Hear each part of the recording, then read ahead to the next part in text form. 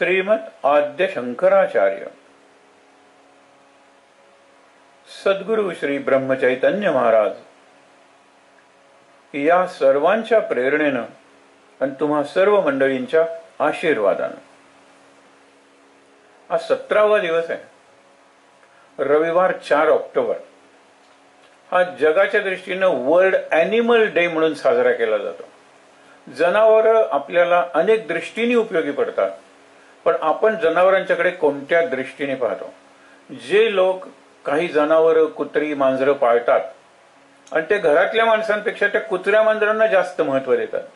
कधी कधी कुत्र्यावर पाळलेल्या आणि त्या मांजरावर जेवढा खर्च होतो तेवढा घरातल्या इतर लोकांवर होत नाही। याला काही जनावरांवरचं प्रेम नाही, हे अपवाद आहे। अगदी रस्त्यात आपल्याला जी जनावर दिसतात, शेतात बैल काम करतात, सगळीकडे जनावरं आपल्याला उपयोगी आहेत। आपण त्यांच्याकडे कृतज्ञतेच्या भावाने बघितलं पाहिजे। म्हणून काय असतं की आपण देवांची वाहनच जनावरं करून टाकली। हे दशावतार जे आहेत, समुद्रातून जी रत्न वगैरे मिळालेली आहेत, त्यात सगळीकडे आहे कुठे ना कुठेतरी जनावरांचा, काही ठिकाणी पक्ष्यांचा उल्लेख आहे, संदर्भ आहे। फार सुंदर अशी दृष्टी होती ती। भूता परस्परे पडो मैत्र जीवाचे। सगळी भूत म्हटल्यानंतर सगळं भूत मात्र, भूत जात म्हणजे सगळी जशी मानव जात आहे तशी निर्माण झालेल्या सगळ्यांची म्हणून एक जात आहे, एक समुदाय आहे सगळ्या जगाच्या पातळीवर। आपण जर ग्रह तारे वगैरे बघितले तर विश्वाच्या पातळीवर एक समुदाय आहे, एक जात म्हणजे जात निर्माण झालेले आहे, भूत जात निर्माण झालेले। त्यामुळे काय, जनावरांच्याकडे तुमची दृष्टी चांगली व्हावी, सगळ्या जनावरांची तुम्ही काळजी घ्यावी म्हणून असा एक दिवस ठेवलेला आहे। आपल्याकडे सुद्धा आपण पोळा म्हणतो। तर ज्या बैलाचा उपयोग करून तुम्ही शेती करता किंवा ज्या गायीचा उपयोग तुम्हाला दुधासाठी होतो आणि दुधाचे इतर कितीतरी पदार्थ आपण बनवतो, त्यांच्याबद्दल म्हणजे गोवंश कृतज्ञता व्यक्त करण्याचा तो दिवस आहे। आपण वसुबारस म्हणतो, ती गोवत्स द्वादशी आहे। म्हणजे बैलासाठी पोळा झाला आणि आधी दिवाळीच्या आधीची द्वादशी येते, वसुबारस म्हणतात किंवा गोवत्स द्वादशी म्हणतात। तिथे गायीला पूजा आहे, वासराची पूजा आहे, बैलांची पूजा आहे। आपण ज्या वेळेला गणपतीची पूजा करतो त्यावेळेला उंदराची पूजा नकळत होतेच की नाही सांगा बरं। विष्णूला आपण नमस्कार करतो, जर विष्णू गरुड वाही असा असला तर आपल्याला गरुडाचंही दर्शन होतं, गरुडालाही आपण परमेश्वर मानतो। त्यामुळे जनावरांच्याकडे बघण्याची जी दृष्टी आहे ती खरंच आपण नेचर फ्रेंडली म्हणतो, अशी मैत्रीची दृष्टी पाहिजे, स्नेह दृष्टी पाहिजे। हल्ली तसं घडत नाही म्हणून हा दिवस केलेला आहे। भारतात आपल्याला काही असे एक लोक आले आणि त्यांनी कायदाच करून टाकला, म्हणजे सर्कशी बंद झाल्या। सर्कशीत जनावरांच्याकडून तुम्ही खेळ करून घेता, ते अमानुष आहेत। म्हणजे काय, जनावरांना तुम्ही धाकदपटशा करून शॉक्स वगैरे देऊन शिकवताना ते खेळ करायला लावता। असे ते पेटलेले गोल असतात, त्यातून कुत्र्यांना उडी मारायला सांगतात वगैरे, हे अॅट्रॉसिटीज म्हणतात, म्हणजे हे अत्याचार आहे त्या जनावरांवर। त्याच्यानंतर दुसरी गोष्ट, रस्त्यात जी कुत्री वगैरे, आज असंख्य कुत्री दिसतात, त्यांना मारायचं नाही। कारण जनावरांबद्दल आपल्याला प्रेम असलं पाहिजे, कृतज्ञता असली पाहिजे, त्यांना मारायचं नाही ही अत्यंत चांगली अशी कल्पना आहे। दुसरा काहीतरी उपाय झाला पाहिजे ना। ती कुत्री चावल्यामुळे संपूर्ण भारतात दरवर्षी काही 100 माणसं मरत असते। म्हणजे ती माणसांचा बळी देऊन आपण कुत्री सांभाळतो, म्हणजे दोन्ही आपल्याला करायला पाहिजे। लक्षात ठेवा, माणसाचा जीव तर महत्वाचा आहेच, पण ही जी जनावर आहेत त्या जनावरांच्याकडे पाहण्याची दृष्टी ही सहृदय दयाळू अशी झाली पाहिजे। आपण जे अवतार पाहणार आहोत त्या अवतारात आपण मत्स्य कूर्म ही जनावरच आहेत की, पक्षी नाहीये। पण जे आधी 24 अवतार बघितले त्याच्यात हंस होता, आत्ता बघितलं हंस काय, गरुड काय, मोर काय, हे सगळी वाहनं असल्यामुळे आपल्याला पवित्र आहे, आपल्याला वनस्पती पवित्र आहे, महत्वाचे आहेत। काळजी घ्या, जनावरांची काळजी घ्या सांगणारा आजचा दिवस आहे। विषय आपण बघत होतो भक्तांचे। 2 भक्त, अशा आणखीनही भक्त आहेत, आपण बघितलीत ती चरित्र इतर वेळेला। चित्रकेतू राजाचं बघितलेलं आहे की तो मुलात एवढा गुंतून पडतो की मुलाला बाकीच्या राण्या मारतात विष देऊन 12व्या वर्षी, तोपर्यंत तो इतका जोडला गेलेला असतो राजा की त्याचा अंत्यसंस्कारच करू देत नाही। आणि मग काय आपण बघतो, नारद येतात आणि सांगतात, त्या आत्म्याला बोलवतात की अरे तुझे वडील, तो म्हणतो हसायला लागतो, कुठले वडील? आत्म्या देहाच्या पातळीवर ते माझे वडील होते, या देहातून मी आता मुक्त झालेलो आहे, आता मला कोणी वडील वगैरे काही नाही, आणि इतके जन्म झालेत, किती आई किती वडील वगैरे वगैरे. हा सगळा संवाद आपण बघितला होता. त्याला उपरती होते, मार्ग दाखवा, तुला आवडतो त्या देवाची तू उपासना कर. आणि यांनी शेष नागाची उपासना केली, पवित्र प्रसन्न झाला, त्याने विद्याधर बनवलं. हे माणसाच्या पेक्षा वरची पातळी येते. पण शेवटी पतन आहे ना, तिथे आपण सावधच राहायला पाहिजे.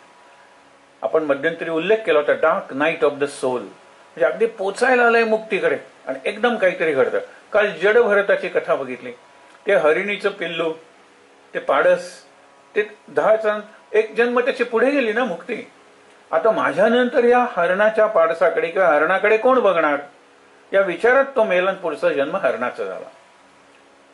मुद्दा काय आहे की ज्या वेळेला आपण जनावरांचा विचार करतो, आपल्या अवतारांचा विचार करतो, आपल्या देवतांच्या वाहनांचा विचार करतो, नकळत पशु पक्षी वनस्पती यांचा विचार केला जातो.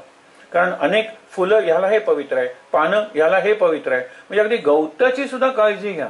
गवत तुम्हाला पिकाला त्रास देत असेल, पण तेच तुम्हाला जनावरांना खायला दिलं तर दूध देतं. या जगात टाकाऊ काही नाहीये आणि टिकाऊही काही नाही, हे लक्षात ठेवा. कारण काय टिकतं कायम सांगा बरं? प्रत्येक गोष्ट आहे ना जी दिसते ती नष्ट व्हायला निघते. आपण नेहमीच म्हणतो ना, यद दृष्टम तत् नष्टम. जे दिसतंय ते नष्ट होत आहे, कणाकणानी क्षणाक्षणानी नष्ट होत आहे. त्यामुळे टिकाऊ असं या जगात काही नाहीये, पण टाकाऊही काही नाही, लक्षात ठेवा. योजकच तत्र दुर्लभ. हा आपल्याला त्याचा उपयोग करता येत नाही, कारण आपलं संशोधन अजून अपुरं आहे. तर आपण चित्रकेतूची कथा बघताना तो शंकर आणि पार्वतीची निंदा करतो. पार्वती म्हणते की तू राक्षस होशील, आणि तो वृत्रासुर बनतो आणि म्हणतो काय की कल्पना करता येणार नाही अशा एका अस्त्राने माझं मरण यावं. आणि मग ते हाडांची अस्त्र करायचं ठरतं, आणि दधीची ऋषी आपली हाडं देतात. विश्वकर्माच्या हाडांपासून वज्र बनवतो. इंद्राकडे ते वज्र जातं आणि वज्र फेकून तो वृत्रासुराला मारतो. इतकी चांगली अवस्था आलेली असताना त्याच्या आणखीन वर जाण्याचं सोडून हा राक्षस पातळीवर आला. माणूस होता, विद्याधर झाला, आणि नंतर राक्षस होऊन मेला. शेवटी आपली कृती, आपली वृत्ती आणि आपली दृष्टी महत्वाची आहे. ती जर माणसाची असेल तर आपण आदर्श मानव बनण्याचं स्वप्न ठेवलं पाहिजे. ती जर अत्यंत सांस्कृतिक आध्यात्मिक असेल तर आपण संत देव बनण्याचं ध्येय ठेवलं पाहिजे. आणि अजूनही आपल्याला वाटत असेल की मी देहालाच जास्त महत्व देतो, देहाचे भोग, हे जर असेल तर आपल्यातलं जनावर जास्त जागा आहे, आणि याच्यासाठी आपण कुठेतरी असुरांच्या दिशेने प्रवास करतोय. महत्वाचं आहे ते माणूस म्हणून राहायचं, माणसाच्या वरची अवस्था प्राप्त करायची. दुसरं अजयमेळाची कथा आहे, ती आपण बघितली की तो नारायण म्हणून हाक मारतो आणि मुक्त होतो. त्यांनी हाक ती मुलाला मारलेली असते, पण मुलातही मी नाही आहे का असा प्रश्न नारायण विष्णू भगवान विचारतात. मग त्यांनी मुलातल्या मलाच हाक मारलेली असं मी समजतो, त्याला घेऊन या वैकुंठात.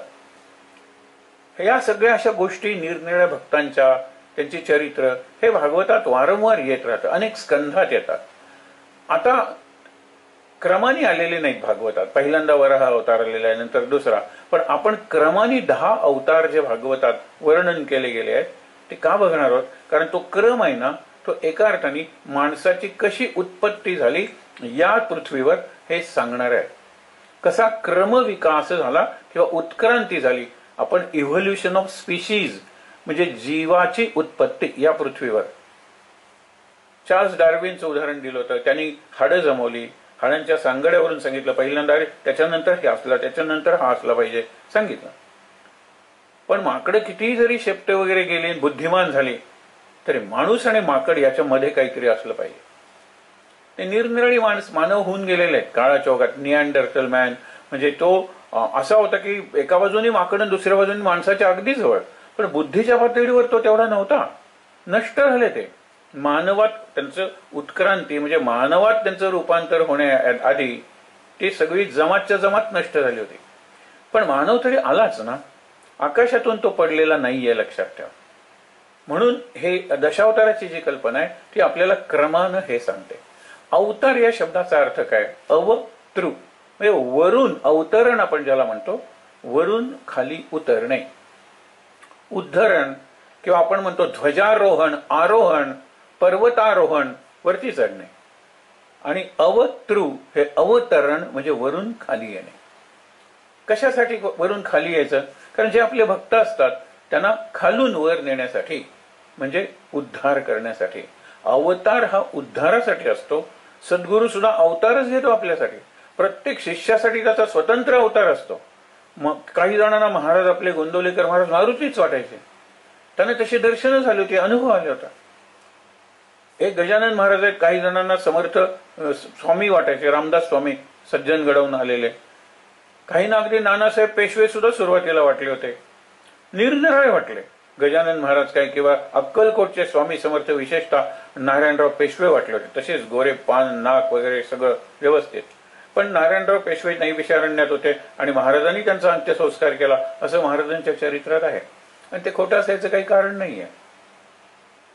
आपण पहिला जो अवतार आहे त्याच्याकडे जर बघितलं, आधी एक लक्षात ठेवूया, अवतारांकडे पाहण्याची दृष्टी आहे ना ती त्रिविध आहे. अनेकांकडे आपल्याला या दृष्टीने बघता येतं. एक म्हणजे काय, आधी भौतिक दृष्टी, दुसरी आधी दैविक दृष्टी आणि तिसरी आधी आत्मिक म्हणजे आध्यात्मिक दृष्टी. आपण म्हणतो लहानपणी कृष्णाने एवढा असुरांना वगैरे मारलं, नाही, तो देवच होता. हे आधी दैविक म्हणजे आपल्याला साधारणपणे जी शक्ती आहे त्या शक्तीपेक्षा जास्त, ज्याला आपण सुपर ह्युमन, सुपर नॅचरल म्हणजे अति नैसर्गिक, अति मानवी अशी शक्ती ज्याच्याकडे असते त्याला आपण म्हणतो की हा देव आहे. आधी दैविक झाली. या सगळ्या लोकांनी एवढे पराक्रम करून दाखवले की आपला विश्वास बसत नाही की एक माणूस एवढा करू शकेल. आधी दैविक झाली. आधी भौतिक म्हणजे काय, हे आई वडील, या आई वडिलांच्या पोटी यांचा जन्म झाला, नंतर या आश्रमात त्यांचं शिक्षण झालं. हा जो आपण एकंदर चरित्राचा प्रवास बघतो तो आधी भौतिक आहे.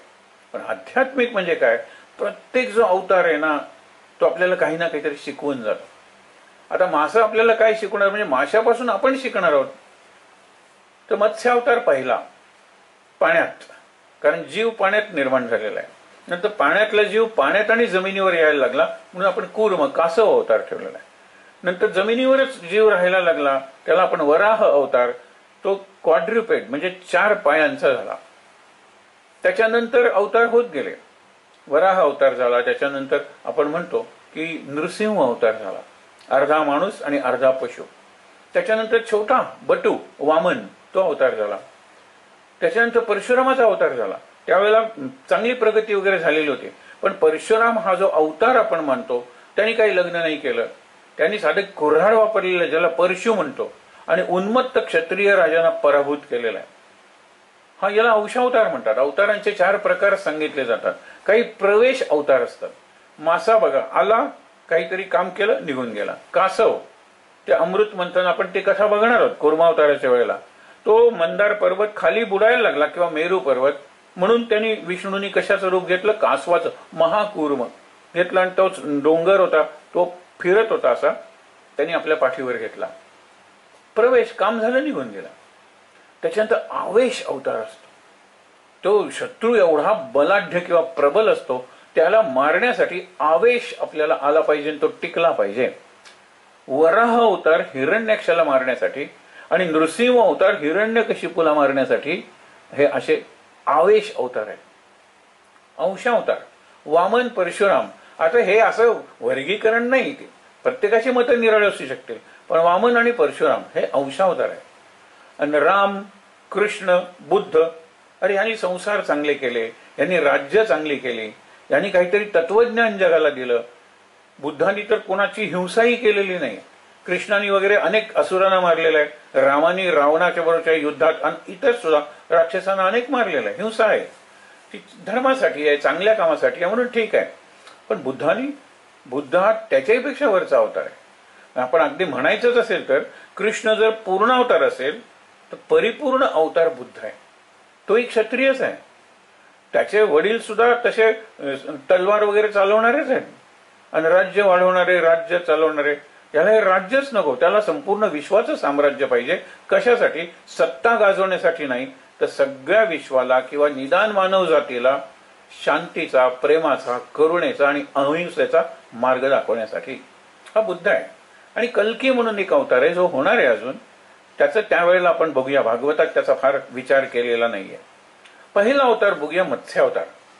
मत्स्य अवताराच्या अशा 2 कथा आहेत. मत्स्य म्हणजे मासा. एक गमतीदार प्रसंग तुम्हाला सांगतो की गोव्यात एक मित्र आला होता आणि गोव्यात त्याचा मित्र होता. दोघे जण निघालेले होते बसमधून बघायला, किनारे बघायला गेले. ते कळंगूट वगैरे किनारे त्या भागात एक असं डुक्कर पकडलं होतं आणि घेऊन जात होते. आणि ते ओरडतही होतं तसं थोडं थोडं, कुठे घेऊन जात आहेत, अरे नाही याला ते खाणार, डुक्कर खातात.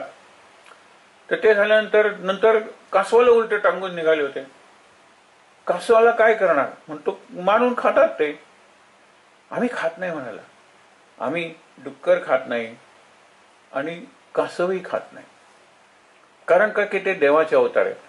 मग त्यांना आठवण करून द्यावी लागली की मत्स्य सुद्धा देवाचाच अवतार आहे की, तो तुम्ही अगदी चमचमीत वगैरे पदार्थ करून कसे खाता.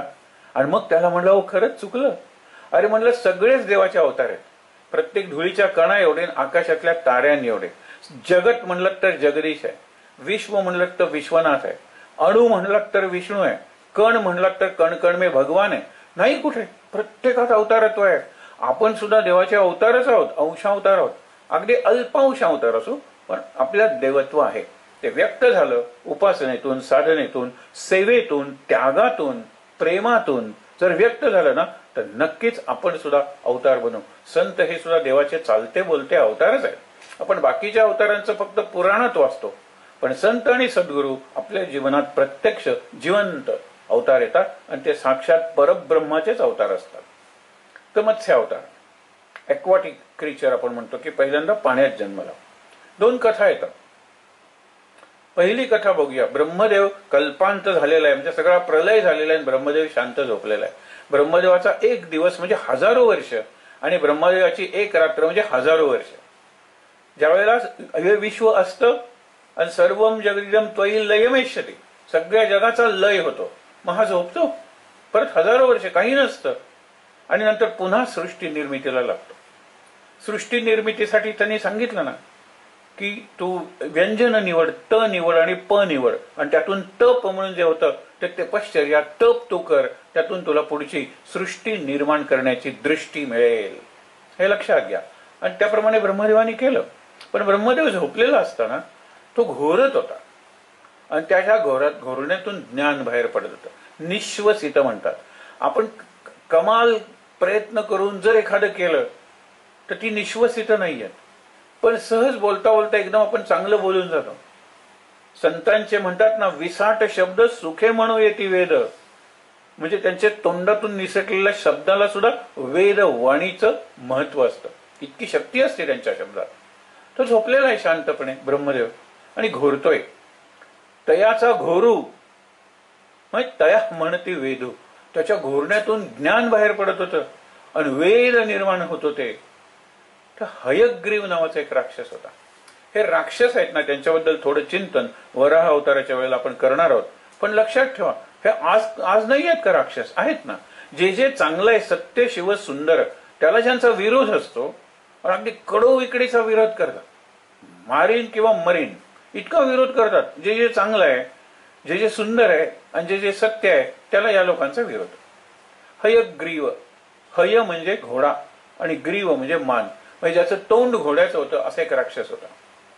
आणि त्यांनी बघितलं हे वेद जर जगावर राज्य करायला लागले तर आपण राक्षस काय करणार आहोत, आपलं महत्वच कमी होईल. जोपर्यंत आपला अंधार आहे तोपर्यंत आपलं राज्य आहे. वेदांचा ज्ञानाचा प्रकाश जर पडला सगळीकडे तर आपण राज्य कसं करणार. त्यांनी वेद चोरले, ते ज्ञान होतं. त्यांनी म्हणजे काय केलं माहितीये ना, त्यांनी आपलं राज्य असं वाढवलं आणि आपल्या राज्यात ज्ञान मिळवायला बंदी केली. आज जे अतिरेकी आहेत ते शाळा जाळतात. हो का शाळा जाळतात, लायब्ररीत जाळतात. अफगाणिस्तानात बुद्धाच्या अशा मोठ्या मूर्ती होत्या, त्यांनी अक्षरशः गोळ्या वगैरे मारून त्या कुरूप करून टाकल्या. कुरूप म्हणजे आता त्या नाकं तुटली, हे तुटली, आणि त्याच्यात त्यांना असुरी आनंद मिळत होता. शाळा लायब्ररीज का जाळायच्या, कारण ती ज्ञानाची केंद्र आहे. आणि माणसाला ज्ञान मिळायला लागलं की आतंक कमी होईल. ज्ञानी माणूस हा हिंसेच्या मार्गाने जाणार नाहीये. म्हणून त्यांना यांचा विरोध आहे. हे ते हयग्रीव किंवा हिरण्याक्ष, हिरण्यकशिपू यांचे वंशज आहेत. ते असे टेररिस्टच होते. तर हयग्रीव समुद्रात गेला, पाताळात त्यांनी ते वेद घेऊन ठेवले. वेदाच्या अध्ययनाला म्हणजे अभ्यासाला बंदी केली आपल्या राज्यात. मग मत्स्य रूप घेतलं विष्णूने आणि गेले पाण्यात, कारण तो पाण्यात होता ना, आणि नंतर त्यांचं काही दिवस युद्ध झालं आणि त्यांनी मारलं त्या हयग्रीवाला आणि वेद घेऊन आले आणि परत ब्रह्मदेवाकडे दिले. झाला, मत्स्यावतार इथे संपला या कथेप्रमाणे.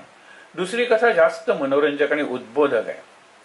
कृतमाला नावाची केरळमध्ये एक नदी, सत्यव्रत मनु नावाचा राजा म्हणजे ऋषी एका अर्थाने, तर तो काय करत होता, जलतर्पण करत होता. संध्याकाळच्या वेळेला सकाळच्या वेळेला अर्घ्य वगैरे देतो. तसं तो करत असताना त्याच्या उंजळीत एक मासा आला छोटासा, आणि तो टाकणार इतक्यात तो मासा मनुष्यवाणीनं बोलला की मला तू टाकू नकोस, मला भीती वाटते, कारण मोठे मासे मला खातील. हा म्हणतो अरे हा मनुष्यवाणीनं बोलतोय, हा जरा निराळा मासा असेल. म्हणून तो काय करतो, छोटासा मासा असतो आपल्या कमंडलूत टाकतो, त्याच्याकडे दुसरं भांड कुठलं असणार आहे, तो मासा टाकतो. रात्री झोपलेला असताना आवाज, मला ही जागा लहान होते, मला मोठ्या ठिकाणी टाक. बघतो तर कमंडलूतून आवाज येतोय आणि तो मासा खरंच मोठा झाला होता. मग कमंडलूतून काढतो, मोठं मडकं असतं, त्या मडक्यात पाणी घालतो आणि त्याच्यात टाकतो. दुसऱ्या दिवशी मला ही जागा सुद्धा लहान लहान होतीये, मला मोठ्या जागेत टाका. बघतो तर खरंच मडकं त्याला पुरत नाहीये, विहिरीत टाकला. एक 2-4 दिवसांनी हे सुद्धा मला लहान होते, तळ्यात टाकला. एक 8-1 दिवसांनी तळ सुद्धा लहान व्हायला लागलं, नदीत टाकला. नंतर नदीतून समुद्रात नेला आणि समुद्रातून सागरात नेला. सागरात नेल्यानंतर तो म्हणतो त्यावेळेपर्यंत तो खूप मोठाही झाला होता. तो म्हणतो की धन्यवाद, पण एक लक्षात ठेव, लवकरच पाऊस पडायला सुरुवात होणार आहे आणि हा पाऊस इतका भयंकर असणार आहे की सगळं या पृथ्वीच्या पाठीवर जे आहे ते पाण्यात बुडणार आहे, जलप्रलय होणार आहे.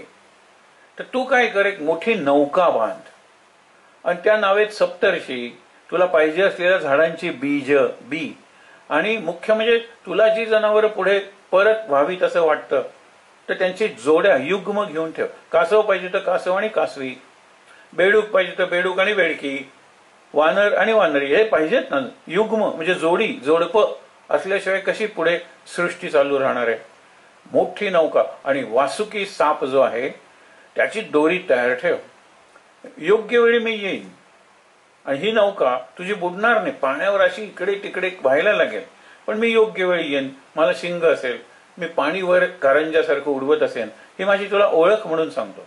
तो वासुकी जो आहे नाग, त्यांनी तू मला घट्ट बांध आणि ती नौकेला बांधून ठेव. एक टोक त्याचं, पाणी ओसरे तोपर्यंत, जलप्रलय संपे तोपर्यंत मी तुझी नाव बुडू देणार नाही. आणि नंतर मात्र तुला नवीन सृष्टी निर्माण करायची. सप्तर्षी आहेत ते तुला उपयोगी पडतील आणि निरनिराळ्या जोड्या आहेत जनावरांच्या, झाडाची किंवा पिकाची निरनिराळी बीजे आहेत. परत नवीन सृष्टी निर्माण कर. आता मधल्या काळात तो येतो मासा, पाणी खूपच होतं, संपतच नाही पाऊस, पण हे सांगितलंय म्हणजे असं होणार आहे. आता तयारी करतात, सगळे तयारीत राहतात आणि इतक्यात तो मासा येतो, शिंग आहे, पाणी वर उडतंय आणि ते बघितल्यानंतर हाच तो मासा. हे बघितल्यानंतर हा काय म्हणतो सत्यव्रत मनू की अरे हाच तो मासा असेल. आता तो देवमासा म्हणजे द व्हेल आपण म्हणतो ना, सगळ्यात मोठा देवमासा झालेला असतो आणि एकदम पाणी उतरणार नाही तोपर्यंत ती नाव तरंगत ठेवतो. आणि या मधल्या काळात मनू आणि मासा यांच्यातला जो संवाद आहे त्यातून मत्स्य पुराण हा ग्रंथ सिद्ध झालेला आहे. प्रश्न विचारलेले आहेत आणि तो मासा देवमासा असल्यामुळे त्याला ज्ञान आहे आणि तो उत्तर देतोय मनूच्या प्रश्नांची. अत्यंत सुंदर अशी ही कथा आहे. बायबलमध्ये नोहाज आर्क म्हणून आहे ना, अगदी अशी कथा आहे. तिथे डेल्यूज शब्द वापर, डेल्यूज म्हणजे प्रलय, जलप्रलय. आणि मग त्याच्यात तो नोहा बांधतो नौका आणि सगळ्या जनावरांना वगैरे ठेवतो आणि पूर उतरल्यानंतर त्या नौकेतून सगळी जनावरं येतात आणि जमिनीवर जाऊन तो काही पाण्यात काय करतात, नवीन सृष्टी निर्माण होते. मत्स्यावतार हा जो आहे त्या अवताराचं वैशिष्ट्य लक्षात घ्या. हे कशाचं प्रतीक आहे सांगू का? हा वाढणारा जो मासा आहे तो कशाचं प्रतीक आहे? तो आपली उपासना, आपला अभ्यास किंवा आपला रियाज तसा वाढला पाहिजे. काल केला त्याच्यात मी समाधानी नाही, कालच्या पेक्षा आज एक आठवडाभर केला, आणखीन पुढे मोठा, विकसित, अधिक प्रगत असा आपला प्रवास असला पाहिजे अभ्यासाचा. किंवा आपल्याला जी कला किंवा जो छंद त्यांचा विकास करायचा आहे आपल्यात, तर अशी आपली त्या माशासारखी वृत्ती असली पाहिजे. कृतज्ञता. त्या मनूने आपल्याला वाचवलंय म्हणून त्याच्या माध्यमातून जगाला वाचवणं हे आपलं कर्तव्य आहे, तो माशांनी समजलं. नंतर ही जी सगळी सृष्टी आहे त्यांच्यात परस्पर संबंध आहे आणि ते संबंध आहेत म्हणूनच ही सृष्टी जगण्यासारखी आहे. एकच एक अशी जमात किंवा जात इथे नाही आहे म्हणून त्या सगळ्या जोड्या वगैरे सगळ्या घेतल्या. हा जो आपण दुसरी कथा बघितली त्याच्यात जो राक्षस आहे ज्ञानाच्या विरुद्ध आहे आणि ज्ञानाच्या विरुद्ध जाऊन तुम्ही कधी जिंकू शकत नाही. तात्पुरतं तुम्हाला वाटेल की सगळ्या शाळा बंद केलेल्या आहेत, पण त्या बंद केलेल्या शाळाच पुढे उघडतील आणि तुझी सत्ता संपवतील. हे लक्षात घेतलं पाहिजे. म्हणून मत्स्यावतार हा या दृष्टीने खूप महत्वाचा आहे की पहिला तो अवतार आहे.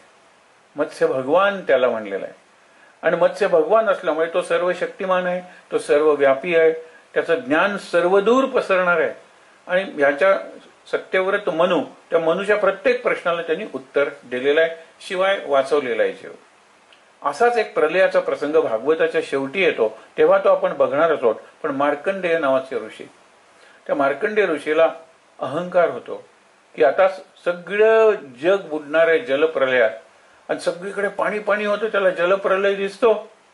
हा मात्र छातीच्या वर आहे, छाती इतका बुडलेला आहे.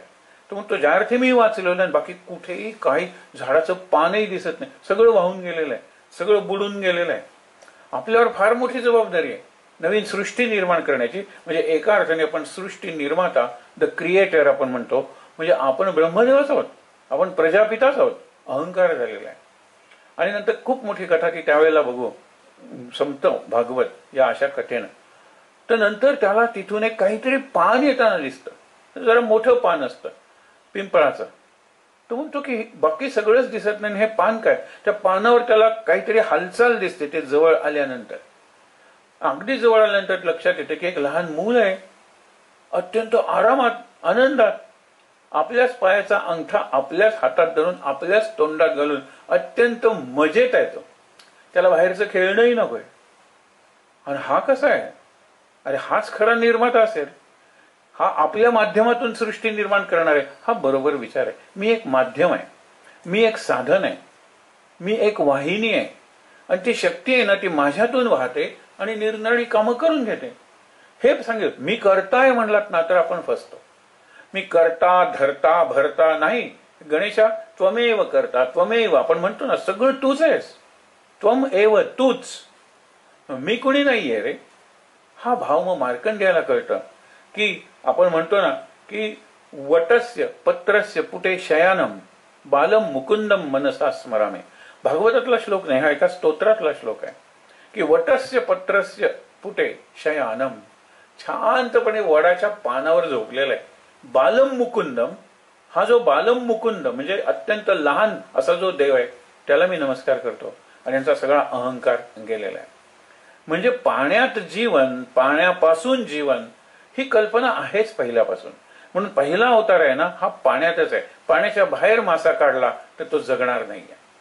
हा जो छोटा मासा वाढत वाढत देवमासा झाला. प्रत्येक ठिकाणी जलाशय आहे की नाही, कमंडलूत पाणी आहे, त्या मातीच्या मडक्यात पाणी आहे, विहिरीत तलावात नदीत सागरात तर आहेच पाणी. पण पाणी आहे, जलतत्व आहे ना, ते मूलभूत तत्व आहे, आपल्याला अत्यंत आवश्यक आहे. आणि जलाला रसतत्व जर म्हणलं तर रस हा आपल्या जीवनाचा गाभा आहे, आपल्या जीवनाचा प्राण आहे. आणि माणसालाच रस उपभोगता येतो. भागवताला तर पुढे बघणार होतं पण रसमालयम म्हणलेलं आहे, पूर्णपणे रस आलयम. म्हणजे ते असं एक फळ आहे आणि ते कसं आहे, वेदवृक्षाचं फळ आहे. ते खाली पडलेलं आहे, गलितम का पडलंय? पोपटाने त्याला चोच मारली. पोपटाला शब्द आहे शुक आणि इकडे शुकाने चोच मारली म्हणजे शुकदेवानी ना, शुकदेवानी भागवत नाही का सांगितलं? ते वेद तरुणचं फळ आहे. आरतीची गोष्ट, भागवताच्या आरतीची गोष्ट फार छान सांगितलेली आहे.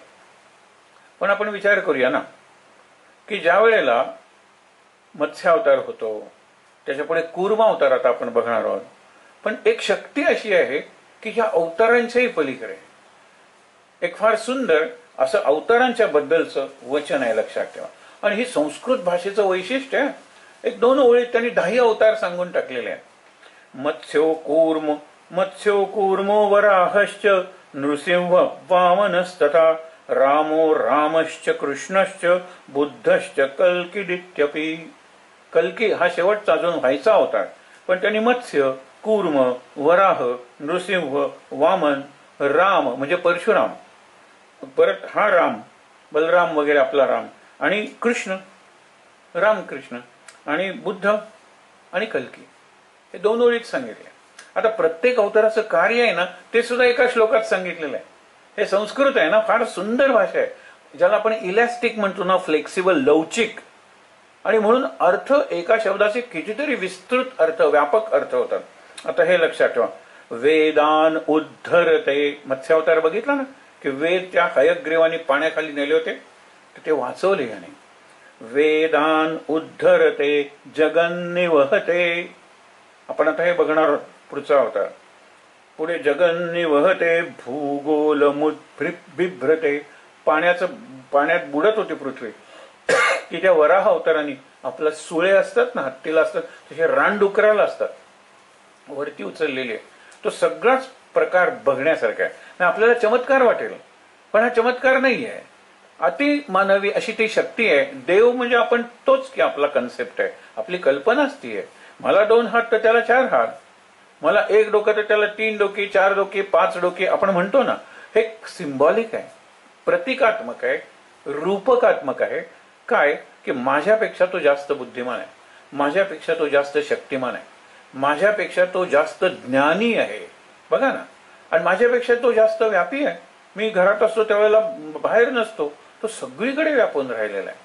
म्हणून तो माझ्यापेक्षा कितीतरी पटीने श्रेष्ठ आहे. पण माझ्यात आणि त्याच्यात पूर्णपणे काही क्वालिटेटिव्ह डिफरन्स म्हणतो, गुणात्मक फरक नाही आहे. मी ठरवलं संत काय एकदम पडले ते संतच होते, नाही, सामान्य जीव जगत होते, सामान्य जीवन जगत होते.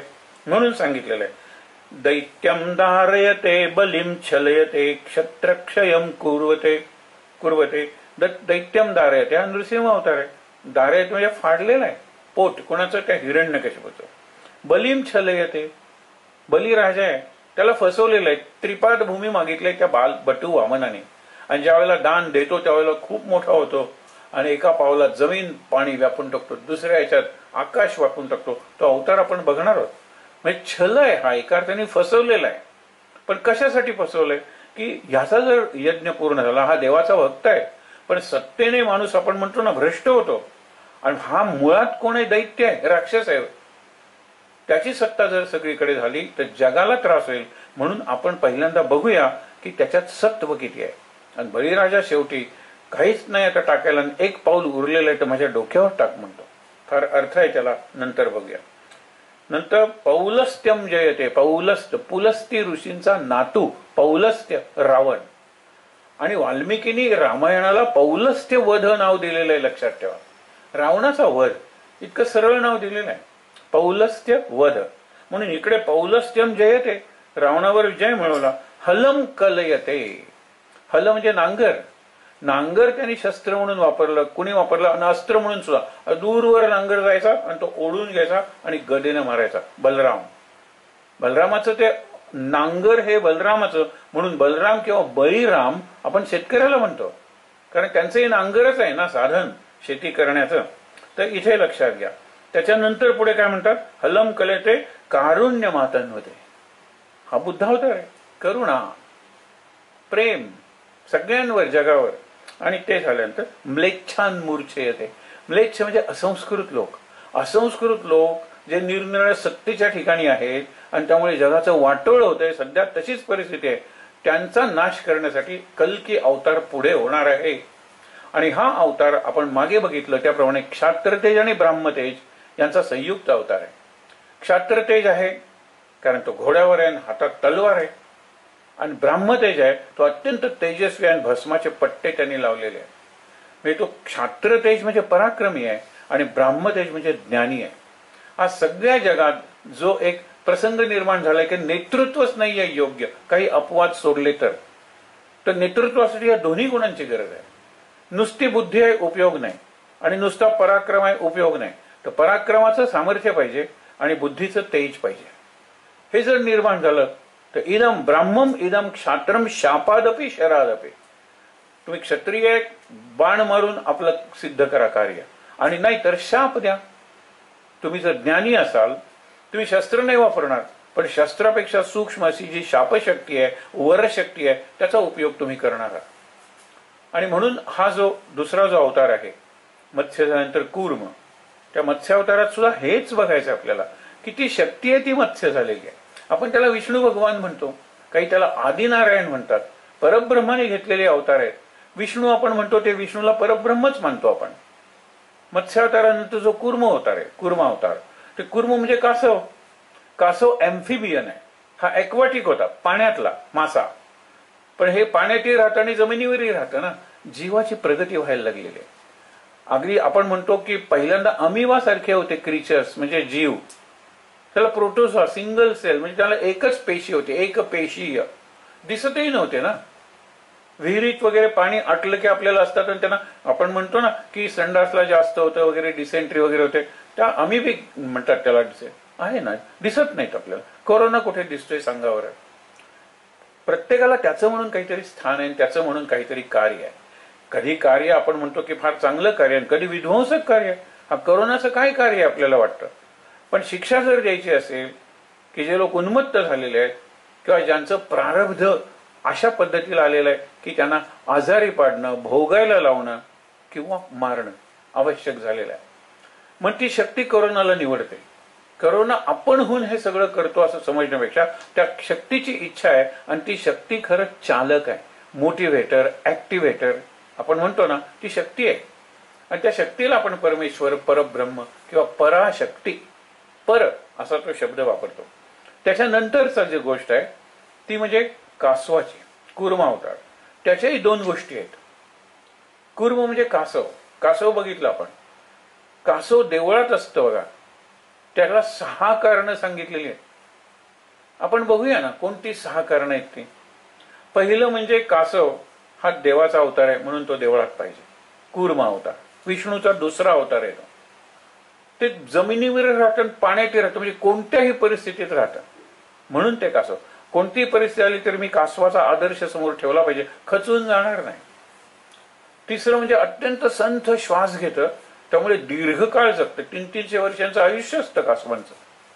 म्हणून दीर्घ श्वास घेतल्यामुळे ते संथ असतं, स्थिर असतं. स्थितप्रज्ञाचं एक उदाहरण म्हणून कासवाचं दिलेलं आहे की ज्यावेळेला त्या स्थितप्रज्ञाला कळतं की आपला तोल जाणार आहे, त्यावेळेला कासव जसं डोकं आणि शेपूट आणि पाय आत घेतं आणि फक्त कवच बनून राहतं, तसं आपण केलं पाहिजे. मला माहित आहे इथे माझं पतन होणार आहे, मला माहित आहे इथे मला प्रलोभन आहे आणि त्यामुळे माझा नाश होणार आहे, अधोगती होणार आहे. सावध राहायला पाहिजे. कासव त्याचं प्रतीक आहे. कासव आणखीन त्याची पाठ एवढी भक्कम आहे की समुद्रमंथन करताना त्याच्या पाठीवर ठेवलेली आहे ती मंदराचलाची किंवा मेरू म्हणतात पर्वताची रवी म्हणजे मंथा, आणि तो मंथन चालू आहे. ते बुडायला लागली खाली, मग कसं मंथन करणार आहात. म्हणून विष्णूने हा महाकूर्म मोठा कासव त्याचा अवतार घेतला आणि ते कासव आलं आणि त्याच्या ह्याच्यावर ते व्यवस्थित फिरायला लागलं. हे फिरण्यामुळे त्याच्या पाठीवर खवले निर्माण झाले. आपण म्हणतो ना कासव असतं त्याच्याकडे काय असतं, बारीक बारीक बारीक असे खवले असतात, स्केल्स म्हणतात त्याला, म्हणजे खवले उदाहरणार्थ, ते निर्माण झाले. म्हणून ते अत्यंत महत्वाची अशी भूमिका बजावणारे हे कासव आहे. आणखीन एक महत्वाचा कासवाचा विशेष आहे तो म्हणजे कूर्मदृष्टी किंवा अमृतदृष्टी. आपण बघितलेलं आहे की कासवी अंडी पाण्यात कशी घालेलो आणि ती उबवणार कशी, समुद्राच्या तळाला नाही का जाणार. म्हणून कासवी काय करते, येते किनाऱ्यावर आणि किनाऱ्यावर वाळूत खड्डा खणते काही अंतरावर, आणि त्या वाळूत ती अंडी पुरून ठेवते. आणि वाळू म्हणजे जशी भट्टी असते ना ज्याच्यात आपण चणे फुटाणे वगैरे करतो, ही अंडी चांगली उबली जातात. आणि त्यांना आतून कळतं की मी जी अंडी घातलेली आहेत ती आता उबवून त्यातून पिल्लं आज बाहेर पडणार आहेत किंवा ते येतात.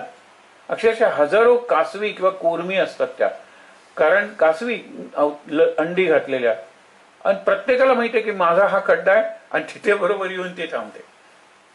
अंडी फुटतात, येतात. समजा 15-20 असली तर 4-5 तिच्यापर्यंत पोहोचतात.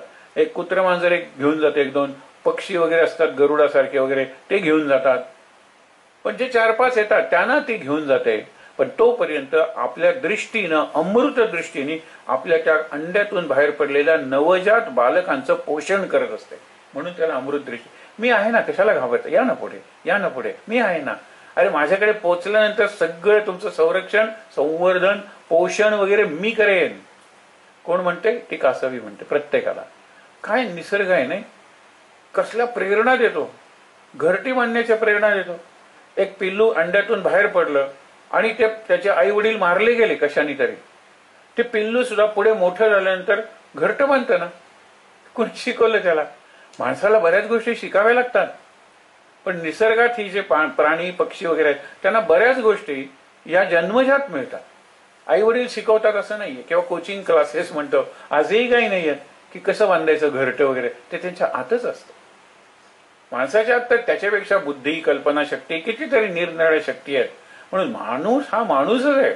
जगातल्या बाकी सगळे प्राणी एकत्र केले आणि त्यांची बुद्धी जर घेतली तर मानवाची बुद्धी कितीतरी पटीनं या सगळ्या प्राण्यांपेक्षा जास्त आहे. म्हणून सगळ्या प्राण्यांवर मानवाचं राज्य आहे, मानवाचं नियंत्रण आहे. त्या कासवाचं बघूया, त्याच्या सुद्धा 2 गोष्टी आहेत कासवाच्या. पहिली गोष्टी दुर्वासांची बघूया. दुर्वास येत आहेत, त्यांना कमळांची मोठी माळ दिलेली, हार दिलेला आहे. मी कशाला घालू? बघूया कोण येते समोरून. इतक्यात हत्तीवर बसून कोण? इंद्र येत होता. इंद्र म्हणजे देवांचा राजा ना स्वर्गात. त्यांनी अत्यंत प्रेमानं आपल्याला जो हार मिळाला होता कमळांचा, तो त्यांनी इंद्राला दिला. त्यांना वाटलं इंद्र घालेल गळ्यात. इंद्राने तो हत्तीच्या सोंडेला घातला. दुर्वासांचा हार. दुर्वास म्हणजे काय हो?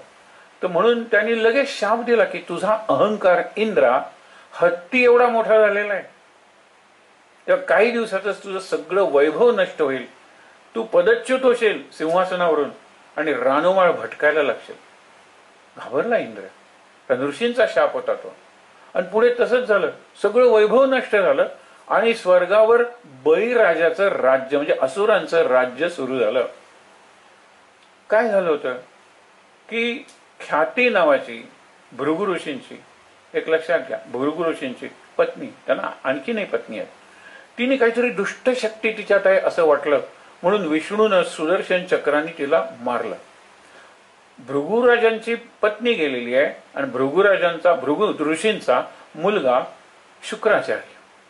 माझ्या आईला मारलंस तू, हे देवा, मी तुझा पक्षच सोडतो आणि राक्षसांच्या पक्षाला जाऊन मिळतो. झालं काय? अमृताचा कुंभ तर गेलेला आहे, ती कथा आपण बघतोय.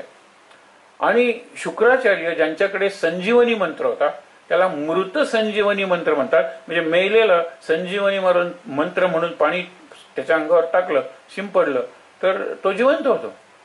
ते राक्षसांच्याकडे गेल्यामुळे राक्षस आता काय अजिंक्य झाले ना, राक्षस अजिंक्य झाले. मग काय, देवांच्याकडे अमृत होतं ते समुद्रात पडलेलं आहे. काय झालं तर आता ही कथा बघा.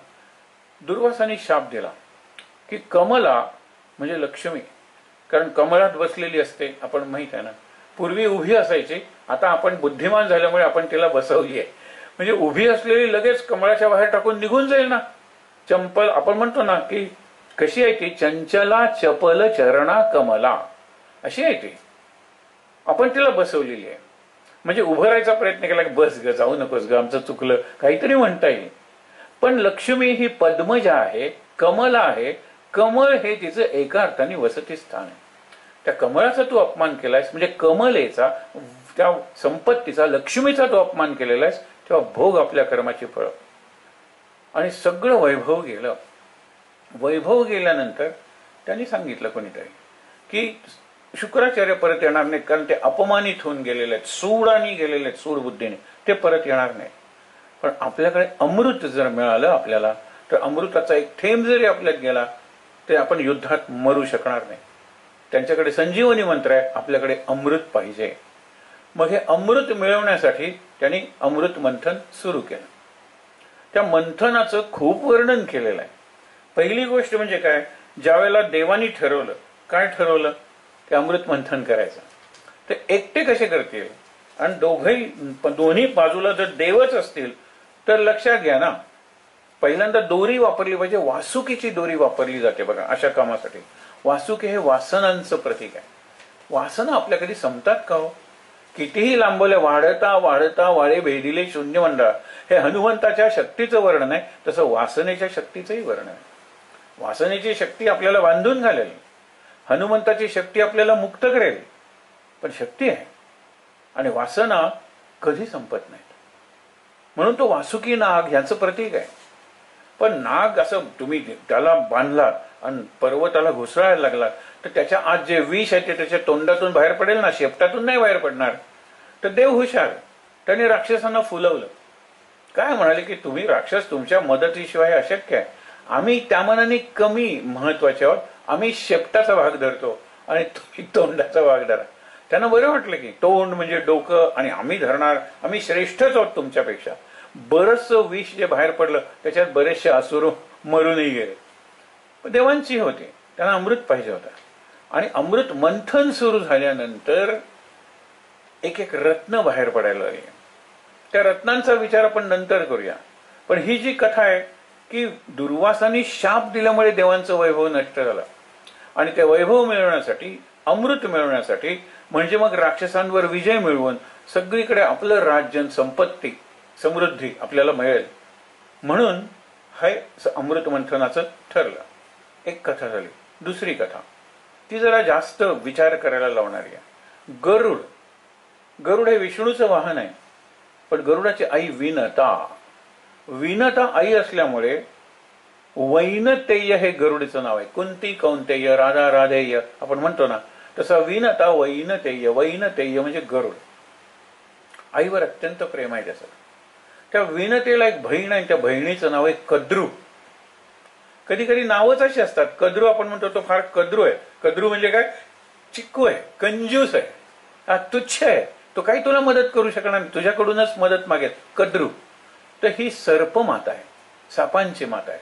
तिला एक खंत आहे, किती झालं तरी माझी मुलं आहेत ना, पण विषारी असल्यामुळे लक्षात ठेवा त्यांना कोणी जवळ करत नाही आणि दिसलं तर मारून टाकतात. ही विषारी का झाले? गंमत बघा. इकडे तिकडे फिरायचे सरपटत. ज्यावेळेला पहिलं रत्न निघालं, रत्नच म्हणलेलं आहे हलाहल विषाला, आणि शंकर ते प्यायला लागला. पिताना सुद्धा त्याचा गळा वगैरे सगळं जळत होतं, त्रास होत होता. तर काही थेंब खाली सांडले, ते काही प्राणी तिथे पोचले आणि अधाशासारखं प्यायले. साप होते, विंचू होते, हे विषारी झाले ना. आता माझी मुलं विषारी साप, हे मला कसं सहन होईल? त्यांना जर अमृत आपण पाजलं, लक्षात घ्या, तर ते अमृताचे होते. मग सगळेजण त्यांचं स्वागत करते. या विचाराने पण अमृत कसं मिळणार? गरुडच आपल्याला आणून देईल. त्यासाठी काय करायला पाहिजे? त्याची जी आई आहे ना, तिला बंदिवासात टाकलं पाहिजे. पण मी कसं बंदिवासात टाकणार? जरी माझी बहीण असली तरी. ठीक आहे, भेटली आणि सांगितलं काय की बरेच दिवसांनी आपण भेटतोय, काहीतरी पैज लावूया की. पैज लावूया. पूर्वी अशा पैजा लागायच्या. काय पैज लावूया आणि कशासाठी लावूया? तर ती म्हणाली, तू सांग सूर्याच्या रथाच्या घोड्यांचा रंग कुठला? आज रविवार आहे म्हणजे सूर्याच्या उपासनेचा वार आहे. काल आपण बघितलं होतं रथ. हा भा आहे ना, तो भास्कर, हा प्रकाश निर्माण करतो तो सूर्य आहे. सूर्याची एक शक्ती आपण म्हणतो गायत्री शक्ती आहे, गायत्री. म्हणून गायत्रीची उपासना रविवारी करतात. रविवारी हा रवी म्हणजे सूर्याचा दिवस असल्यामुळे तेजाची उपासना करतात. सूर्य नमस्कार, सूर्य नमस्काराचा मंत्र ही सगळी तेजाची उपासना आहे. गायत्री मंत्र की तुझं तेज माझ्या बुद्धीत उदय पावू दे, उगवू दे. सुंदर मंत्र आहे तो. तर तसं सूर्याच्या घोड्यांचा रंग. विनता हसली, म्हणाली, मी रोज बघते, पांढरा आहे. नाही म्हणते, काळा आहे. तू जर जिंकलीस, उद्या आता सूर्याचा रथ निघेल सकाळी, आपण बघूया. पण नंतर काय हरेल तो? काय काय हरेल तो? जीवनभर बंदिवासात राहील. हिने केलं काय की सूर्यास्त झाल्यानंतर आपल्या सगळ्या मुलांना बोलवून, त्याच्या जे काळे सर्प होते ना, काळे सर्प, त्यांना सांगितलं की आत्ताच्या आत्ता जा आणि सूर्याचे जे घोडे आहेत त्यांच्या अंगाला लपेटून राहा. 1 इंचभर सुद्धा रिकामं सोडू नका. चावायचं नाही, त्यांना दंश नाही करायचा. सगळीकडे. आणि घोडे काळे दिसायला लागले की हो, सगळीकडे ते सर्प गुंडाळले गेले. आणि दुसऱ्या दिवशी रथ आल्यानंतर विनता म्हणते, हे काय झालं? पांढरे घोडे होते, तेजस्वी घोडे होते, आणि हे काय झालं? ती म्हणली, तू पैज हरलेली आहेस, तू माझ्या बंदिवासात राहायला पाहिजे. बहिणीला भेटायला म्हणून आली आणि बंदिवासात राहिली आयुष्यभर. हे गरुडाला कळल्यानंतर गरुड आला, मी काय केलं म्हणजे तू माझ्या आईला सोडशील? सोपं आहे. देवांच्याकडे जो अमृताचा कुंभ आहे ना, तो अमृताचा कुंभ घेऊन ये, मी तुझ्या आईला सोडते. गरुडाने विचार केला की आईपेक्षा काही अमृत महत्वाचं नाहीये. म्हणून एके ठिकाणी उल्लेख आहे की तो इंद्राशी भांडलेला आहे, म्हणजे युद्ध केलेलं आहे देवांशी. आणि तो अमृत कुंभ मिळवलेला आहे गरुडाने. आणि अमृत कुंभ घेऊन तो इकडे आला कद्रूकडे. कद्रूने अमृत कुंभ घेऊन गरुड येणार म्हणून दर्भासन घातलेलं आहे. दर्भ माहित आहे, गुरुजी पूजेला वगैरे आणतात आणि मुंजीत वगैरे त्याची मेखला करतात वगैरे. दर्भ म्हणजे तिथे गवत जरा निराळ असतं, पण पवित्र वगैरे घालतात, हातात अंगठी वगैरे त्या गवताची घालतात. ते इतकं धारदार असतं, लक्षात ठेवा, तलवारीच्या पात्यासारखं. असं जर तुम्ही घेऊन फिरवलं ना तर दोन्ही बोटानं रक्ताच्या जखमा होतील, स्क्रॅचेस पडतील, रक्त येईल त्यातून. असं ते दर्भासन ठेवलं होतं. कशासाठी? तो खाली कशाला ठेवायचा कुंभ? पवित्र आहे तो. म्हणून त्यांनी दर्भासन, चटई वगैरे आपली असते ना, पण दर्भांची ती ठेवली होती. गरुडाने विचार काय केला की आपण तिथे कुंभ ठेवायचा, तिथेच थांबायचा आणि मग ती आईला परत देईल. आईला परत दिल्यानंतर एकदम तिला आपल्या पंखावर बसायचं, परत चोचीत कुंभ धरायचा आणि उडून यायचं. आपला काय ते पाठलाग करणार आहे? सर्प काय पाठलाग करणार आहे? आणि त्याप्रमाणे यशस्वी झाला त्याचा कार्यक्रम. त्यांनी तो कुंभ तिथे ठेवला. हिने सगळ्या आपल्या सापांना, मुलांना वगैरे बोलवलं. तो म्हणा आधी आईला दे. इतक्यात आई आली, विनता. हा विनताला बसवलं पंखावर आणि चोचीत तो धरला कुंभ आणि उड्डाण केलं ना गरुडाने. आणि गरुडाचं उड्डाण होतं ते करताना एक 2-3 थेंब त्या दर्भासनावर सांगले. साप म्हणाले की हे आपण चाटूया, पण ते थेंब इतके पसरले त्याचं काही त्यांना मिळालं नाही. पण दर्भ चाटल्यामुळे त्यांच्या जिभामातलं फाटल्या. आजही सर्पाची जी जीभ आहे ना, करत बाहेर काढतो, ती स्प्लिट आहे टंग. या कथेत हे उत्तर दिलेलं. विषारी ते विषारीच राहिले, कारण वाईट हेतून, कारण फसवून तिने पैज जिंकलेली आहे ना. मग फसवणुकीचं फळ आहे हे. अत्यंत आनंदात गरुड समुद्रावरून फिरत असताना काहीतरी घडलं, चोचीतून तो कुंभ निसटला आणि समुद्रात पडला. आता समुद्रात पडलेला कुंभ जर मिळवायचा असेल तर समुद्र मंथन केलं पाहिजे. मगाशी समुद्र मंथन काय, सगळी संपत्तीच गेलेली आहे. कुणाची? इंद्राची. ती परत मिळवण्यासाठी समुद्र मंथन केलं पाहिजे. आणि तिकडे शुक्राचार्य गेलेले आहेत, त्यांच्याकडे संजीवनी मंत्र आहे. आपल्याला अमृत मिळालं पाहिजे. अमृताचा कुंभही समुद्रात पडलेला आहे, समुद्र मंथन केलं पाहिजे. मंथन म्हणजे घुसळणं. हे एक रूपक आहे. मंथन आपल्या मनात कायम चालू असतं. आणि आपण भवसागर म्हणतो ना, हे आपलं जीवन आहे. हा सगळा समाज आहे, जग आहे, जिथे आपण आपलं जीवन जगतो, तो भवसागर म्हणलेला आहे ना. ते भवसागर, आणि त्या आपल्याला मन बुद्धी महत्वाची आहे. या सागरात तरुण राहण्यासाठी आणि सागर पार होण्यासाठी बुद्धी महत्वाची आहे. ही जर बुद्धी महत्वाची आहे तर ती बुद्धी टिकवणं जास्त महत्वाचं आहे. आणि म्हणून देवांकडे बुद्धी आहे, पण ती बऱ्याच वेळा कपट बुद्धी असते. दुसऱ्याला फसवणं, नाडणं हे बरोबर नाहीये. पण लक्षात घ्या, अमृत कुंभ मिळवला पाहिजे. समुद्र मंथन आपल्या जीवनभर मंथन चालू आहे. हे करू का, ते करू, आता करू का, नको नंतर करू, कसं करू, कोणत्या पद्धतीने करू, हे सगळे मंथन आपल्या मनात चालले. स्मृतींचं मंथन आहे. सध्याचे अनुभव घेतो त्या अनुभवांचं मंथन आहे. आणि भविष्य काळातल्या ज्या चिंता आहेत ना, कल्पना, चिंता, त्यांचं मंथन चालू आहे. आणि ह्याला मी माझं जीवन म्हणतो. हे सगळं अमृत मंथन आहे. पहिल्यांदा विष निघतं, लक्षात ठेवा. हे मंथन सुरू झालं. वासुकीचा नाग आणला, मेरू पर्वत आणला. तो पर्वत आणेतोपर्यंत किती त्रास झाले. सोपा आहे का तो समुद्रात आणणं, समुद्रात सोडणं. आणि तो बुडायला लागल्यानंतर खाली हे भगवान विष्णू कूर्म झाले, कासव झाले. आणि प्रवेश अवतार आहे ना, 2 मत्स्य कूर्म प्रवेश अवतार. काम झालं की ते निघून गेलेले आहे. मग त्याने आपल्या पाठीवर तो मेरू पर्वत धरला आणि मंथन सुरू झालं. कोणती कोणती रत्न निघा. रत्न म्हणजे महत्वाची गोष्ट. आपण भारत रत्न म्हणतो. रत्न म्हणजे जेम, एक प्रेशस स्टोन. आपण जसं माणिक, मोती, हिरे आपण म्हणतो ना, तसं रत्न आहे. पण अष्टरत्न, नवरत्न दरबार असायचे पूर्वी. शिवाजी महाराजांच्यात अशी रत्न होती, अकबराच्या दरबारात रत्न होती. आपण म्हणतो नररत्न आहे ते. रत्न म्हणजे अत्यंत प्रेशस आणि अत्यंत महत्वाची अशी गोष्ट. मंथन सुरू झाल्यानंतर अमृतासाठी मंथन पाहिजे. पहिल्यांदा विष पचवायला पाहिजे. विष, हलाहल विष, आर्सेनिक वगैरे जसं आहे ना, की नुसतं ते झालं ना, भोपाळला जी ट्रॅजेडी झाली, तो गॅस लीक झाला युनियन कार्बाइड कंपनीतून. तो आयसोसेनिक असला गॅस होता, आर्सेनिक असलेला. आणि तो श्वासातून गेल्यानंतर तिथल्या तिथे मेले. जे दूर होते काहीतरी नुसते गेले ते बेशुद्ध पडले. काही जणांचे डोळे गेले. बऱ्याच गोष्टी घडल्या, इतकं विषार आहे. आणि तसंच हाही विषार आहे, हलाहल. मग हलाहलाचं करायचं काय, ते जाळच सुटलं जगाला. त्याचं आपल्याला विष लिक्विड वाटतं, पण लिक्विड असलं ना, इतकं स्ट्रॉंग लिक्विड जर असेल तर आपल्या स्वयंपाकघरात जो गॅस असतो त्याला LPG म्हणतात ना, लिक्विड पेट्रोलियम गॅस. तो लिक्विडही आहे आणि गॅसही आहे. आपण त्याला गॅस म्हणतो, पण हलवलं तर खाली लिक्विड वाजतं की नाही. आपण जे परफ्युम्स वगैरे असतं ते वाजतात किंवा स्प्रे, पण असं दाबल्यानंतर त्यातून स्प्रे बाहेर पडतो, कारण खूप प्रेशर असतं त्याच्यावर. तर तसं हे जाळत निघालं. सगळ्यांनी शंकराला प्रार्थना केली, असुरांनीही केली, कारण असुरही शंकराचे भक्त होते. शंकर ही कल्याण करणारी शक्ती आहे. ती शिवशंकरातून व्यक्त झालेली आहे, पण ती शक्ती आहे. तिला प्रार्थना केली की आम्ही अमृत मंथन करतोय, राक्षसी अवताना आम्ही अवताना, आम्ही सगळे तुझे भक्त आहोत, तेव्हा काहीतरी व्यवस्था कर. हा म्हणाला मी पिऊन टाकतो.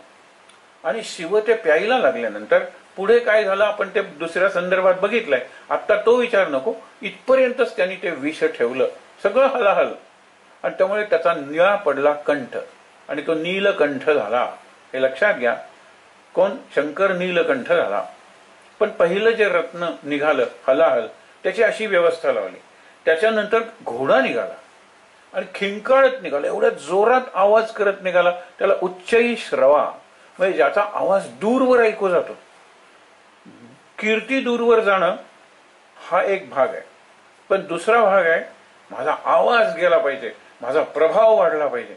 रावण असा उच्चई श्रवा आहे. राक्षस जसे असतात की मी सांगतोय ना, ऐका तुम्ही, माझा प्रभाव तिथपर्यंत गेलेला आहे. हे झालं. त्याच्यानंतर आपण रत्नांची नावं वाचूया, आणि उद्या याच्यात काही कथा दडलेल्या आहेत, अर्थपूर्ण कथा दडलेल्या आहेत, त्यांचा विचार करूया. नंतर उच्चैश्रवा घोडा निघाला. तो बळीराजा म्हणाला मला हा घोडा पाहिजे, काही हरकत नाही. असुरांनी तो घोडा घेतला. त्याच्यानंतर ऐरावत हत्ती निघाला. इंद्र म्हणाला हत्ती मला पाहिजे, काही हरकत नाही. देवांच्या राजाला, दैत्यांच्या राजाला, बळीराजाला घोडा दिला, त्याला हत्ती दिला. त्याच्यानंतर कौस्तुभमणी निघाला. तो विष्णूला दिला गेला, कारण तो सागराच्या तळाशी आहे ना, एका अर्थाने आशीर्वाद देतोय. आणि हा विष्णूच कासव झालेला आहे. कौस्तुभमणी अत्यंत सुंदर, तो त्याला दिला. कामधेनू निघाली. कामधेनू ऋषींना दिली. का दिली याच्यावर उद्या चिंतन करणार आहोत. कल्पवृक्ष, ते म्हणाले कल्पवृक्ष हा स्वर्गात असलेला बरा, खरं म्हणजे तोही ऋषींच्या आश्रमात असलेला बरा, पण कल्पवृक्ष गेला देवांच्याच कडे. त्याच्यानंतर लक्ष्मी वरमाला घेऊन आली आणि विष्णूच्या पायाकडे पाय चेपत बसली, कारण विष्णू भगवान उठलेले नाहीयेत. पण बाकी सगळ्यांच्या मनात तिच्याबद्दल अभिलाषा निर्माण झालेली आहे. ज्याच्या मनात माझ्याबद्दल अपेक्षा, आकर्षण, वासना, अभिलाषा तयार होईल, त्याच्या गळ्यात मी वरमाला घालणार नाही. विष्णू शांत आहे, ये तू, मी कशाला उठू, म्हणजे पाय चेपत बसली वगैरे वगैरे, आपण बघूया. त्याच्यानंतर लक्ष्मी अप्सरा निघाली, रंभा नावाची. तर देव म्हणाले अप्सरा हा स्वर्गातच बरी, तिचं नृत्य वगैरे ठीक आहे, अप्सरा दिली गेली. पारिजात वृक्ष, झाड आहे ना ते. नंतर रुक्मिणी आणि सत्यभामा यांच्यातली कथा आपल्याला माहित आहे, पण स्वर्गात इंद्राने नेला पारिजात. मग तो कृष्णाने मागून आणलेला आहे, युद्ध करावं लागलेलं इंद्राचे. नंतर इंद्र म्हटला मी फक्त परीक्षा बघत होतो, जा घेऊन जा पारिजाताचा वृक्ष, आणि तोच पृथ्वीवर आला. नंतर मदिराने, आतापर्यंत लक्षात ठेवा, आपण कोकणीत फटायला म्हणतो ना, फसवलं. राक्षस म्हणतात या देवाने आम्हाला इतकं फसवलं, आतापर्यंत घोडा सोडला तर आम्हाला काहीच मिळालेलं नाही, आम्हाला याने गाढव ठरवलंय, आता इथून जे काही निघेल ते आम्हाला पाहिजे. सुरा निघाली, म्हणजे दारू, मदिरा. तिला वारुणी देवी म्हणायला लागले, म्हणजे तिची पूजा अशी झाली, पोटपूजा म्हणतो ना, प्यायले सगळे मस्त मत्त झाले, उन्मत्तपणे वागायला लागले. कोण? हे राक्षस. पण मंथन चालू राहिलेलं आहे. मदिरा राक्षसांना मिळाली, उच्चैश्रवा घोडा राक्षसांना मिळाला, बाकी काही विष्णूला मिळाली, काही इंद्राला मिळाली, काही स्वर्गात गेल्या, तर कामधेनू ऋषींना मिळाली. त्याच्यानंतर बघा ना, शंख मिळाला. विष्णू म्हणाला शंख माझ्या हातात असलेला बरा, आणि समुद्रातलाच आहे ना तो शंख. विष्णूंनी शंख घेतला. चंद्रमा, चंद्र म्हणला माझी जागा समुद्रात, मी होतो पडले, आकाशातच आहे, तो आकाशात गेला. त्याच्यानंतर धन्वंतरी आला. धन्वंतरी हा चांगला वैद्य आहे, त्याच्या हातात अमृताचा कुंभ होता, म्हणून धन्वंतरी हे 13वे रत्न, आणि अमृत कुंभ अमृताचा हे 14वे रत्न. हे सगळ्या रत्नांवर थोडा विचार आपण उद्या करणार आहोत आणि पुढचे अवतार पाहणार आहोत. पण हा जो अवतार आहे समुद्र मंथनाचा, तो आपल्या जीवनाच्या दृष्टीने फार महत्वाचा आहे. आपण कोणतीही गोष्ट करायची असेल, शेवटचा विचार तुम्हाला सांगतो, 3 रत्न असे थोड्या थोड्या अंतराने निघालेले आहेत. मला उच्च पहिला नंबर मिळवायचा आहे, अमृत आहे ते. तर मिळवायचं तर पहिल्यांदा विष पचवलं पाहिजे, रात्रंदिवस अभ्यास केला पाहिजे, बऱ्याच गोष्टी स्वतःला नाकारल्या पाहिजेत, शिस्तीत आणि जिद्दीनं आणि एक ध्येय समोर ठेवून अभ्यास केला पाहिजे. हे विष आहे, विष. आणि ते पिल्यानंतर मला यश मिळतं. यश ही नशा आहे. दारू, मदिरा ही मध्ये मिळाली ना, आणि त्या नशेत मी जर एक बेभान होऊन पडलो, माझा तोल गेला, तर अमृतापर्यंत मी पोचतच नाही. एवढं अमृत मिळून देवाना कुठे मिळालं? नाही, राक्षसांना कुठे मिळालं? देवानाच मिळालं, कारण ते नशेतच राहिले. आम्हाला मदिरा मिळालेली आहे. आणि या सगळ्यातून तुम्ही पार पडलात तर शेवटी अमृत तुमची वाट पाहत असतं. आणि आपण अमृत झालं पाहिजे. आणि अमृत ही अवस्था आहे, त्याचे मंत्र आहेत. फक्त 3 मंत्र सांगतो, उद्या त्याच्यावर विचार करू. की विद्येया अमृतम अश्नुते, विद्येनं ज्ञानानं ज्ञानाचा उपयोग करून अमृत अवस्था प्राप्त करा. दुसरी गोष्ट आहे मृत्योर्मा अमृतंगमय, हे आपल्याला माहित आहे. आणि मृत्यून तीर्थवा अमृतमश्नुते, म्हणजे मृत्यू आणि अमृत 2 निराळ्या अवस्था आहेत. मरायला तर पाहिजेच आहे. आता मरण नको, त्याला अमरत्व म्हणलेलं आहे, अमृतत्व म्हणलेलं नाही. अमरत्व देहाच्या पातळीवर आहे, अमृतत्व हे मन आणि बुद्धीच्या पातळीवर आहे. ते जिवंतपणे कसं मिळवायचं हा विचार पुढे भागवतात केलेला आहे. आपणही तो तसाच सद्गुरूंच्या पायाशी बसून त्यांच्याच प्रेरणेने करूया. आहेत त्या ठिकाणी शांत बसून डोळे मिटूया. समुद्र मंथन डोळ्यासमोर आणा. मंथन म्हणजे सागर घुसळला जातोय. आणि मुख्य म्हणजे पहिल्यांदा निघतंय हलाहल विष, नंतर मध्ये निघते मदिरा, नशा चढवणारं यश. पण ते यश पचवलं तर आपण ज्याला म्हणतो स्थिरकाळ टिकणारं जगाचं कल्याण करणारं यश अमृत आहे. पहिल्यांदा हलाहल विष पचवायचं, नंतर मदिरेची नशा आहे, त्या नशेवर नियंत्रण ठेवायचं, आणि मग अमृत अवस्थेत अखंड जीवन भर राहायचं. शांत भजन करूया आपण माझ्यानंतर.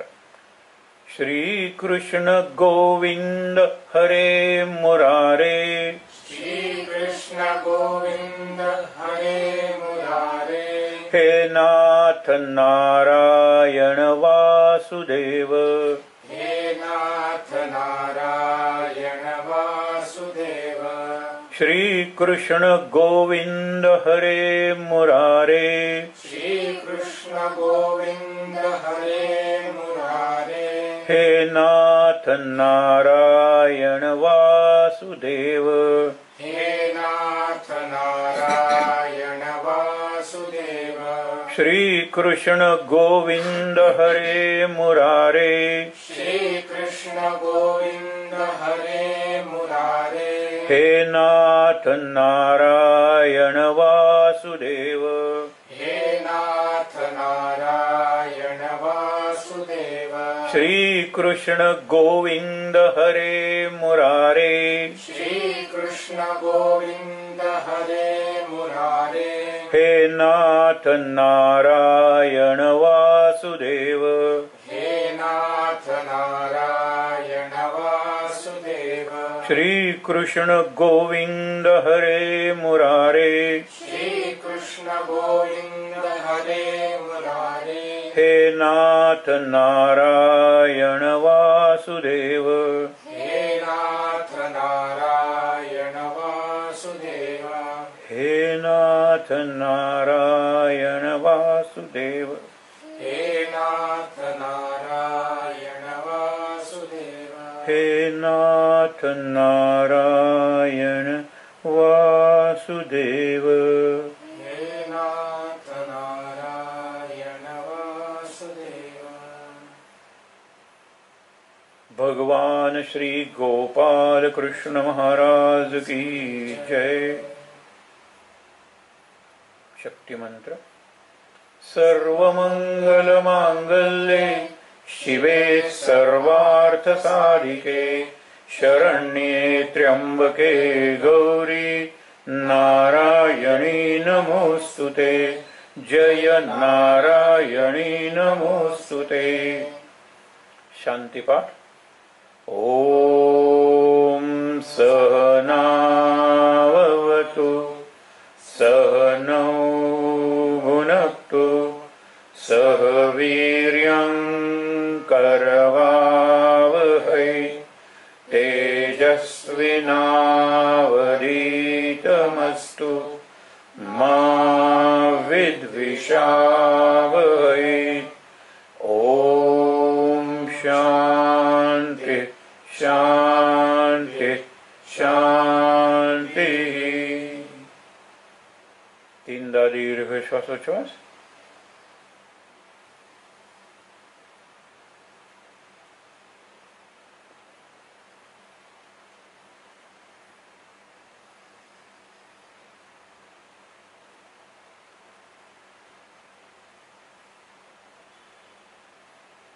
हातावर हात सोडून हात चेहऱ्यावर डोळ्यांवर सोडूया.